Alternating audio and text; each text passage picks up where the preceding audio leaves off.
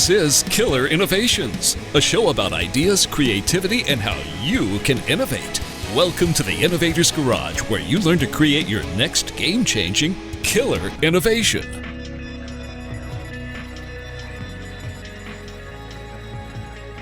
Welcome to Killer Innovations. I'm your host, Phil McKinney. As many of you know, I teach a course called the Innovation Bootcamp. Now, I created this course probably a decade ago. I teach it 2 to 3 times a year, primarily in Silicon Valley, but I've actually got one coming up here in October here in Colorado. This is a 4-day course, so it's, really 3.5, but it bleeds over lots of times, so we call it a 4-day course, and it goes for 12 hours a day. It is truly a boot camp. It is pretty intense. Now, the objective for this course is to build the innovation confidence of the students, and we limit the class size to a maximum of 12 students per course. Now, 12, we go to 16, but it's really, we want to limit it to basically teams of 4 people working on projects throughout the course. Now, one common request that students have asked me over and over again, and also organizations that have sent people to take this course, they've asked for a 1-day version that they could take back to their organization and use with their teams there. Now, trying to take something that takes 4 days, 12-hour days, and squeeze it into one 8-hour day has been pretty daunting. And I spent the last year reworking the content and created a 1-day version of what we are calling the Disruptive Ideation Workshop. Now, it's completely different from the boot camp, because the boot camp, we spend a lot of time in doing exercises, and we include teaching things like prototype building, both physical devices, but also how do you run experiments, etc. So it's not just the same material squeezed down in time. We had to pull things out. Now, in this case, this 1-day workshop not only teaches a disruptive approach to generating more and better ideas, all built around the FIRE method, and that generates disruptive ideas throughout the workshop. The objective here is not just to teach, but to use this 1-day workshop so that you learn the skill, apply it, and at the end, have a pipeline of ideas that feed into the organization. Now, while we've taken literally hundreds of students through the boot camp, we've seen the impact of the 4-day course, and we needed to test to see if a 1-day workshop could have a similar high-impact results. So, 2 weeks ago, we tested the workshop with a class of 25 senior leaders from a single organization, and I can tell you that the results far exceeded everyone's expectations. Now, I was even a little surprised about the impact, because I was a little skeptical of could you put everything into a single day, and could you craft a training course, a workshop, whatever term you want to use, that could have high impact. Now, these students had zero background in innovation. They had never taken a previous course, and they rated low on their individual, what we call the Innovation Confidence Index.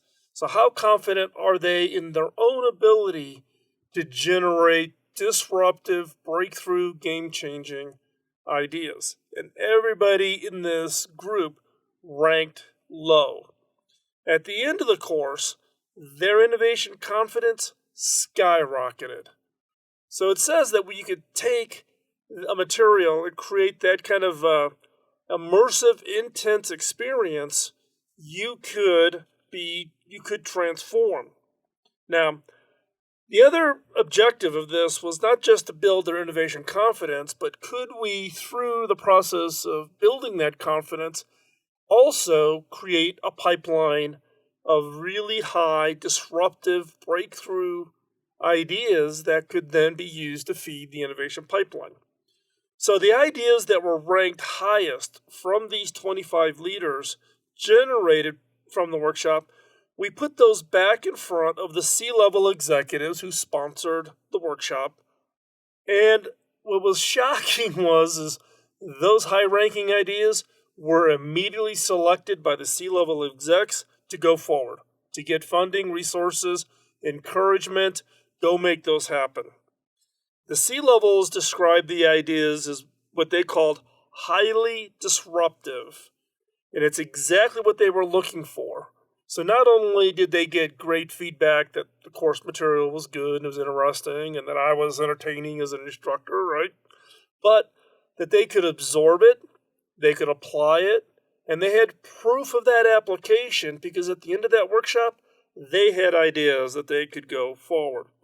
One of the leaders who took the course, we do these survey feedbacks whenever we do training classes, described the day as, quote, learning disruptive ideation that generated disruptive ideas.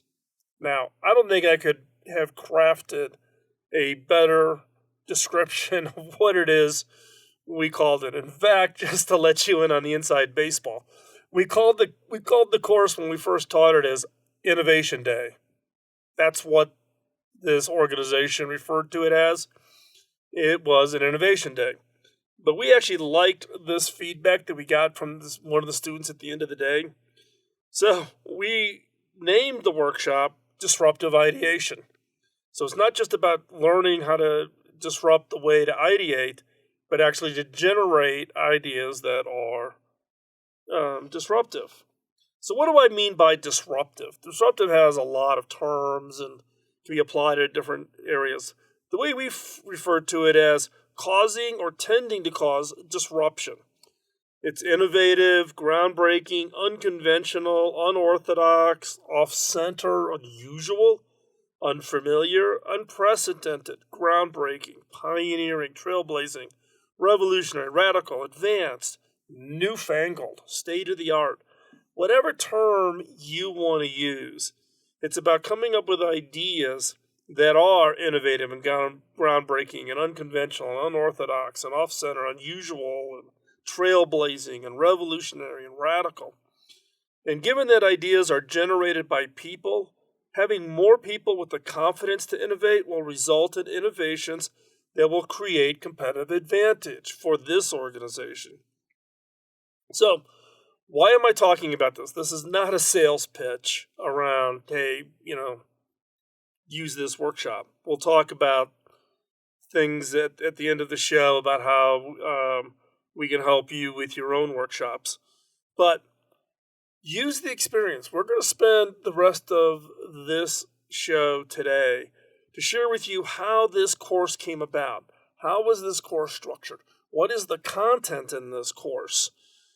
So how did we create this one-day course, and how you can think differently about training your teams, how to build that innovation confidence, how to build that innovation skill set within your organization. So we're going to open the kimono and share with you the course, the content, what worked, what didn't work, what would we do differently if we rewound it and went back to the beginning. And the important thing is, what are the insights we learned in creating this course?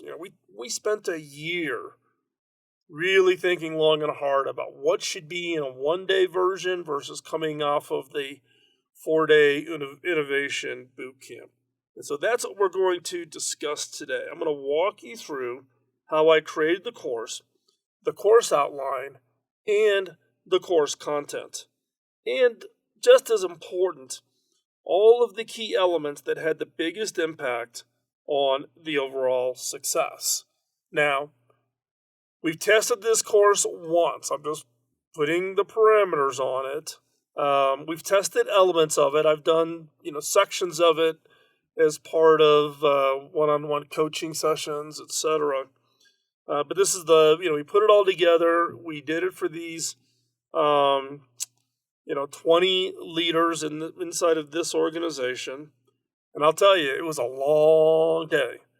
We started at 8:30, we ended at 5 o'clock, but I was standing literally the entire day because it was really me teaching the course. I had other people in the room to help with the exercises, etc. But I can tell you at the end of the day, one, I was tired, but two, I was just amazed at you could take this material, deliver it in a single day, and see measurable, market-leading impact from the standpoint of the confidence in these people that they could walk out of that room and apply that immediately the next morning when they got back to their desk or the next time they put their team together. And that's what we're going to talk about. And I'm going to give you the inside look of how this course came about, what's in the course, and how you can think differently about training your own team. So don't go anywhere. We'll be right back after this quick commercial break.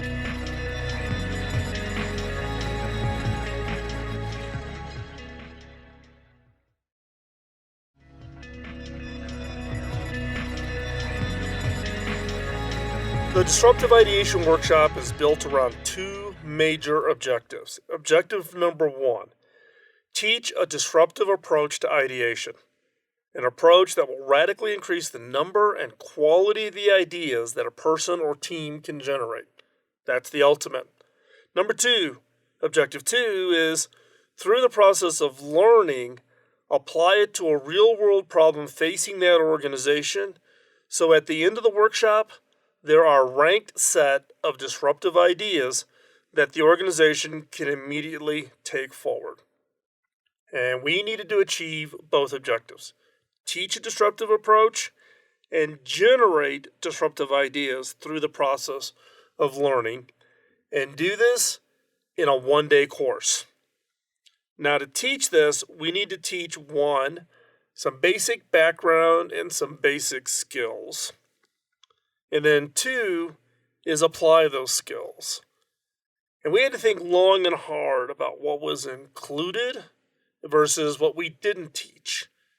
Because as I said in the last segment of the show, we could not take a 4-day course, 12-hour days, each of those 4 days, and just squeeze it down and keep everything in. We had to be very selective of what we put into the course, what we didn't include in the course, what were the core basics that someone with no background in innovation needed to learn in order to be truly effective. So what we did is we took the course, so we broke it into two major sections. Section one is foundation. And we limited that to be about 90 minutes in length. We kept it really, really short. And in section two, we talked about skills and the application or practicing of those skills. Now, in the foundation section, we covered things like the myths and mysteries. Now, innovation myths, I've talked about this many times in the show. You can go over to killinnovations.com and search for it. But some of the common myths are the myth of a lone inventor, the myth that your boss knows more than you, the myth of the process. There's a whole series of innovation myths. And I always like to start any course I teach off talking about those myths, because otherwise they're the unspoken things that are kind of in the back of people's minds when they come into a workshop. They believe these myths, and unless you verbalize them, attack them, prove that they're not true, people will always have them running around like, I got to learn the magic process, or I may have a great idea, but if my boss doesn't like it, he must know more than I do. All those things become negative and are blocking factors for anybody to improve their innovation confidence. So the first part under the foundation, myths and mysteries of innovation, we basically prove that there's no magic and the myths are false. And we're trying to do that to kind of tear down any blocks before we build up teaching the basic skills. The second part in the foundation piece is we teach some innovation skills. One is self-doubt, negative talk, not to do that, how to get out of that mode of thought of I'm not creative, I'm not innovative.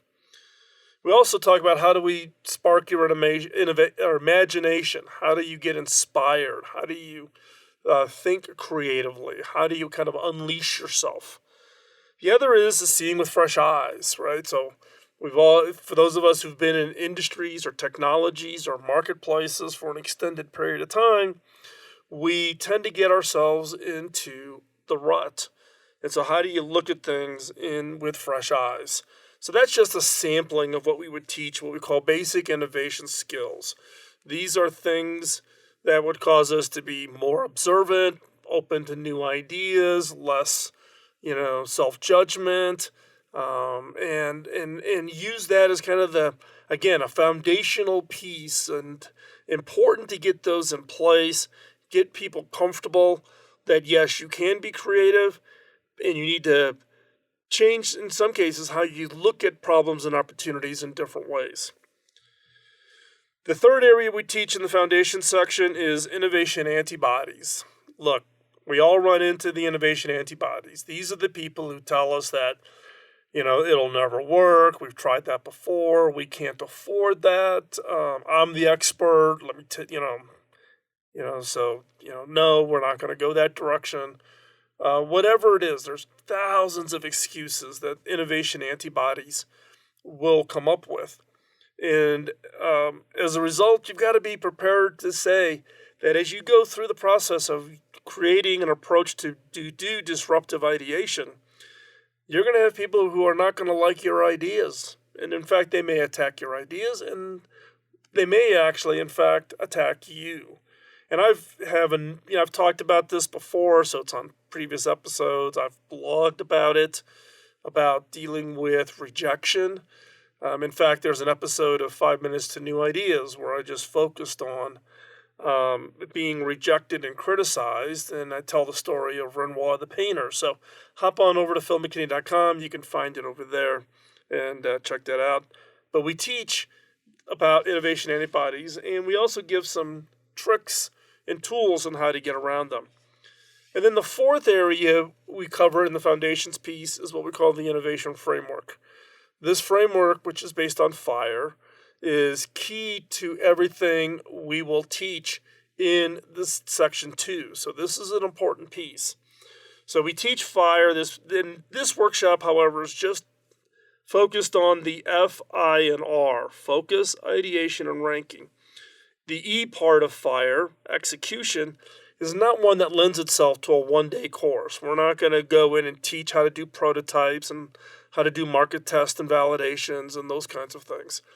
The purpose of this is just ideation.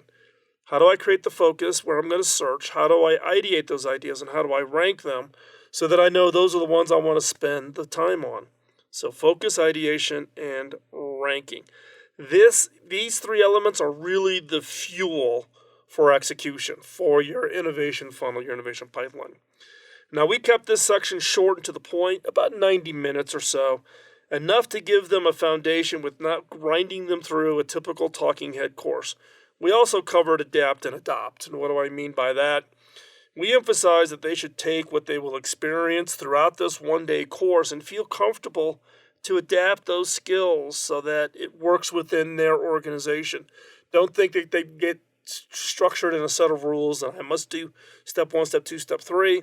We want to build in that flexibility so it's easier for an organization or easier for a team to apply it. As I say in every course, you need to tailor your innovation approach. So research everyone, including what we're doing, and then steal from the best. And so this foundational piece is key. Next, we'll talk about section 2, which is really around how to teach those skills and give them exercises and those experience. And that's what we're going to talk about when we come back from this quick commercial break.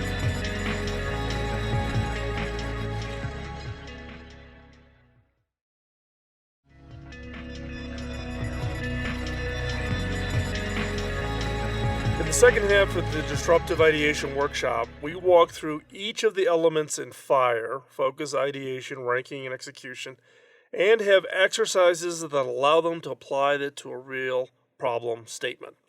So skill number 1, focus.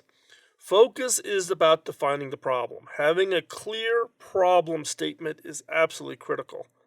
For instance, a bad problem statement would be, we need new product ideas. Now, a better problem statement would be, our customer segment is shifting from X to Y, and as a result, we are being impacted a certain way. Okay, that's a better one. An excellent problem statement would be based on a BHAG, bold, hairy, audacious goal. President Kennedy, best BHAG ever created, was we will put a man on the moon before the end of the decade and return him home safely.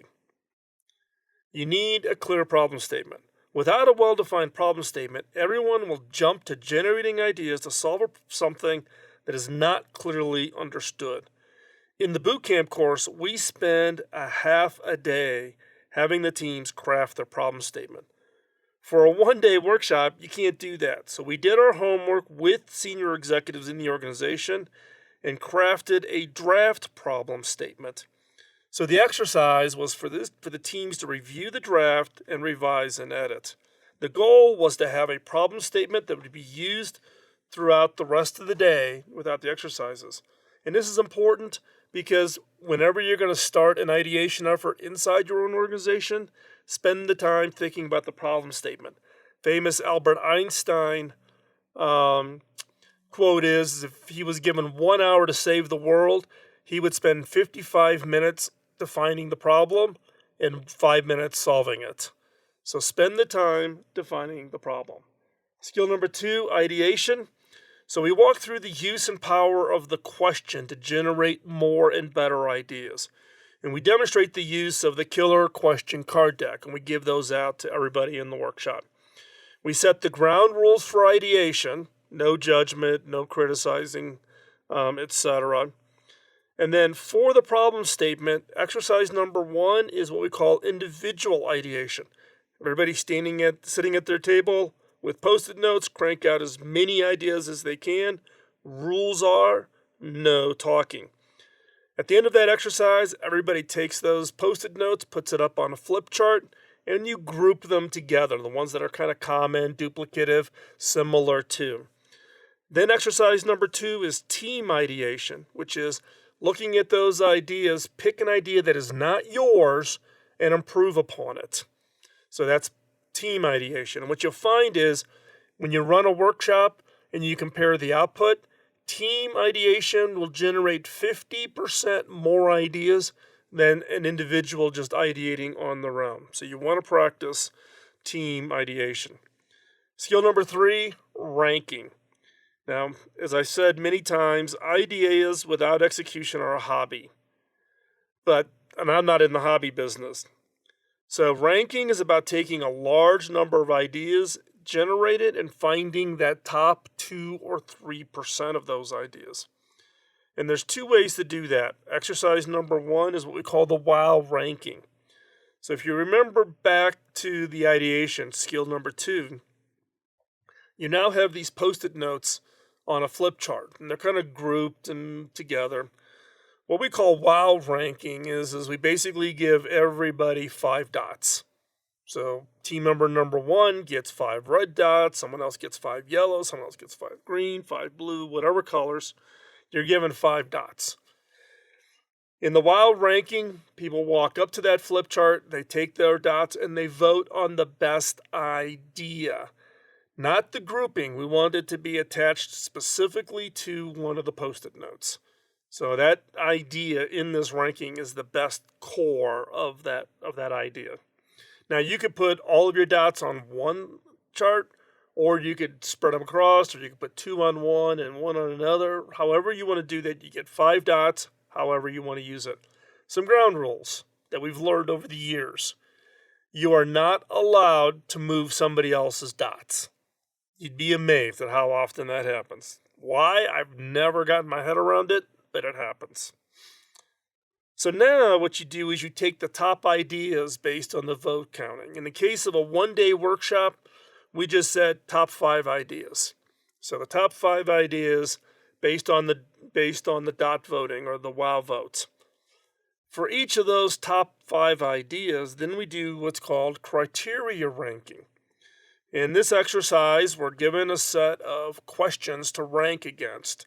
Now, again, if you listen to the show or you've been listening to the show for quite some time, you know I talk a lot about ranking. There's when I was CTO at Hewlett Packard, we had 5 questions that we created to do the ranking of ideas that were being submitted. So whatever your criteria is, we use those ranking questions. We created a set of ranking questions specific for this organization, and then we use them for the criteria ranking. And when you find out, when you have 5, 6, 7, 8 people, in this case it's 5 people on a team. There's 4 teams, 5 persons to a team, and they went through the ranking exercise. They each tallied their own scores up individually, and then they put them together and added them up, and therefore they had a score for each of the ideas. And then you put them in rank order. And what you find is that the top couple of ideas, wow, distinctly higher scores, and the less ranked ideas, there's a gap, and then all the rest of them that are below. What this does is it teaches you a skill to filter the ideas to get to the ones that are going to have and meet kind of that ranking criteria, right? So in the case of the 5 that questions I typically use are, things like, will this change the customer expectation? Will this change the economics of the industry, etc.? Hop on over to Killer Innovations and you can search for it. So those are the 2 exercises, while ranking and criteria ranking. Number 4, execution. You can't walk through the entire process of executing an idea. We don't have enough time in a one-day workshop to teach things like minimum viable product planning or prototype building, etc. So what we do want to focus is on taking the raw ideas of ranking and putting more thought behind it. So we teach what we call Lean Innovation Canvas. It's a 1-page document. You can whip through it pretty quickly. And then we have a second exercise where we actually prepare for the ask, how to think about funding people and time, and how do you present that to a senior executive. Now that's a lot to cover in one day. So that's section 1 and section 2. The course is more than 150 slides with nearly 24 handouts, worksheets, and exercises for the one-day course. So what are the lessons learned? 1, it felt rushed. Would the course be better if it was 1.5 days? Maybe, but 1 day is a unit of time that people can easily take time out from. The problem statement, absolutely critical. Spend the time to get it right. 3, limit a reasonable number of students, 20 max. Need a high level of support and interaction. Number 4, establish clear next steps, such as we will take the top 3 ideas and share them with the C-level exec who is sponsoring this course. Plug them into a community so that the learning and excitement don't die down after the course amongst themselves, but we also invite them to join the innovators.community so that they can join in and be around other people who have a similar common language and a similar common passion around ideas. So that's basically the outline for the course. Like I said, it did feel very rushed. I'm also feeling rushed today trying to cover all of this in one show. If you're interested in finding out more about the Disruptive Ideation Workshop, etc., send an email to workshop@theinnovators.network. Again, that's workshop@theinnovators.network. I'll have a link in the show notes so you can hop over to Killer Innovations. If you are an innovation consultant, coach, trainer, and you're interested in using the course slides, exercises, etc., drop an email to the same email address, workshop@theinnovators.network. Like I said, course materials all put together. We'll be teaching another set of students at this organization here in another, month or 2, I guess. And we'll continue to revise and improve that. But if you're, again, our consultant, coach, or trainer, check it out. Hope you found this useful as you think about how to train your team and organization to be disruptive in their innovation output. Go out and disrupt your approach to ideation so that you can create ideas that disrupt. Don't go anywhere. We have a new episode of 5 Minutes to New Ideas coming up right after this break. We'll be right back.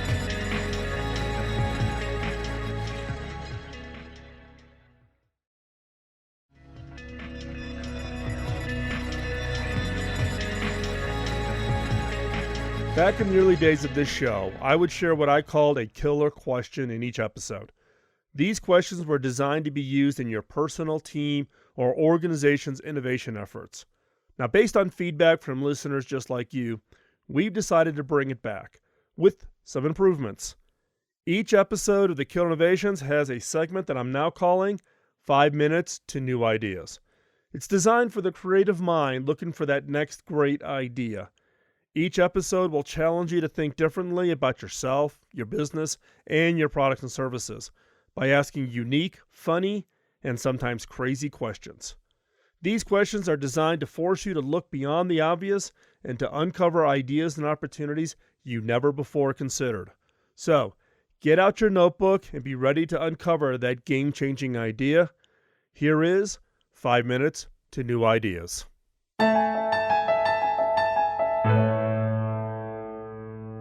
Some have put forth what I believe is a false premise, that creativity and innovation is for the young. Silicon Valley has clearly bought into this premise. If you are over 40, or some could rightly argue 35, many of the companies in the Valley have taken the position that you are over the hill. The average age of an employee at leading Silicon Valley companies like Facebook is 28, while Google, it is 30. My former employer, HP, looks like a retirement home, with the average age of its employees being 39. Some of the companies in the Valley truly believe that because someone is older, they are less able to be creative, to be innovative. Hogwash. Creativity and innovation knows no limit based on age. A while back, Fortune did a cover story on Warren Buffett. In the process of building his company, Berkshire Hathaway, he has acquired companies of all sizes and from all industries. Probably one of his most unusual acquisitions would be the Nebraska Furniture Mart. Nebraska Furniture Mart was founded in 1937 by Rose Blumkin, universally known as Mrs. B. In 1983, at the age of 89, Mrs. B sold 80% of Nebraska Furniture Mart to Warren Buffett in a one-page handshake deal. Buffett bought the company without auditing her inventory or books, instead basing the deal on his own shopping experiences at the mart and his respect for the Blumkin family. Mrs. B sold the business due to her belief that if she sold before her death, her children would not fight over the company.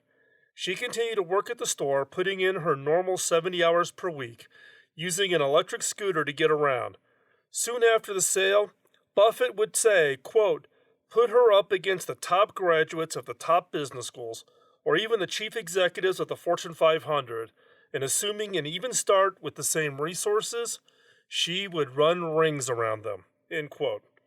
Buffett said in his annual report not long after the acquisition that Mrs. B is clearly gathering speed and, quote, "may well reach her full potential in another 5 to 10 years.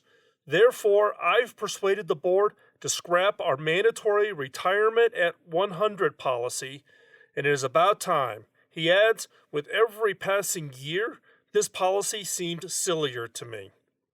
Perhaps this was just in jest, but Buffett simply does not regard age as having any bearing on how able a person is. Maybe because he's worked over the years with an unusually large number of older executives and treasured their abilities.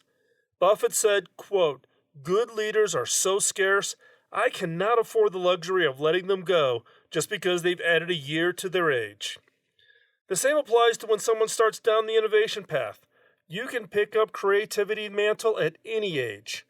Van Gogh was late in becoming an artist. He began at the age of 27, well past when other leading artists started learning their craft. His drive to catch up for his late start resulted in an enormous output. 840 paintings and 850 drawings in watercolors were completed during the last 10 years of his life. He painted furiously until the end, doing 70 paintings and more than 30 drawings in the last 70 days of his life. Someone judging a person's ability to be successful creatively based on age is nothing more than ageism, which is a form of bias. Bias is when a person or organization unfairly show favoritism towards something or someone, such as the bias to hire younger staff because a leader believes they are more creative, more innovative. Bias is one of those things that can crop up without us even being conscious of it. It reminds me of a story of a young American at a banquet who found himself seated next to a Chinese diplomat. Not knowing what to say to a Chinese person, the young man pointed to the first course and asked, "Likey soupy?" The diplomat nodded and smiled. Later, the Chinese diplomat, Wellington Koo, was called on to speak and delivered an eloquent address in flawless English. As he sat down to the sound of applause, he turned to the young American and said, "Likey speechy?" Ask yourself, if you are a leader, do you or your organization hold a subconscious bias about who can or cannot be creative in your organization? If so, be the change your organization needs. If you are in this over-the-hill gang, what is it you would like to do creatively to prove to yourself and others that creativity does not have an expiration date? Then do it. I'm Phil McKinney, and thanks for listening.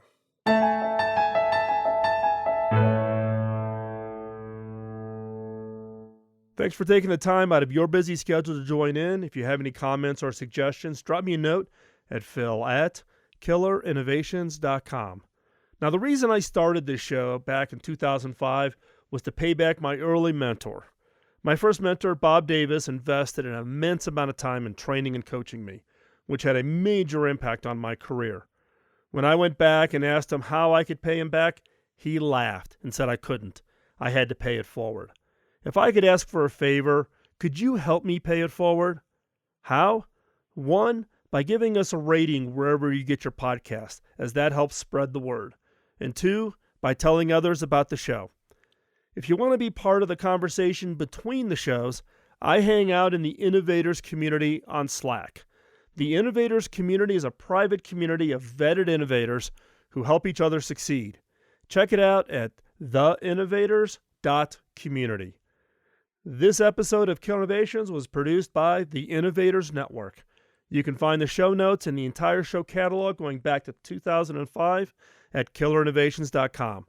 I'll talk to you next week, and in the meantime, go out and change the world with your killer innovation. Bye-bye.